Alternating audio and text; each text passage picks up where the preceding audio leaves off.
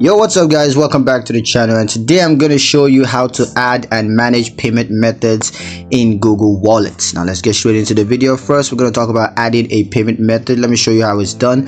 What you want to do is to open the Google Wallet app on your Android device, and then you want to tap the plus icon to add a new payment method, and then just choose the type of payment method that you want to add. That could be debit card, credit card, or bank account, and just enter the required information for a payment method. That could be a card number, expiration date, and security code if you're using the debit card.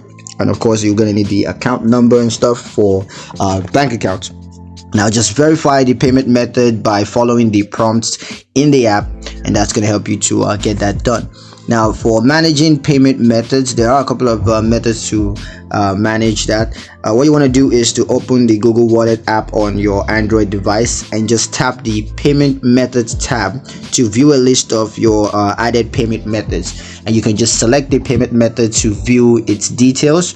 You could also edit the payment method by tapping the edit button, and you could also remove a payment method at any time by tapping the remove button. So yeah, a couple of types of payment methods that are supported. You have the credit and debit card. So Google Wallet supports major credit and debit card brands such as Visa, MasterCard, and of course the American Express. There's also bank accounts that is supported. So your Google Wallet allows you to link your bank accounts for payments and transfers, and you also have digital payment tokens. So Google Wallet supports digital payment tokens such as Google Pay tokens.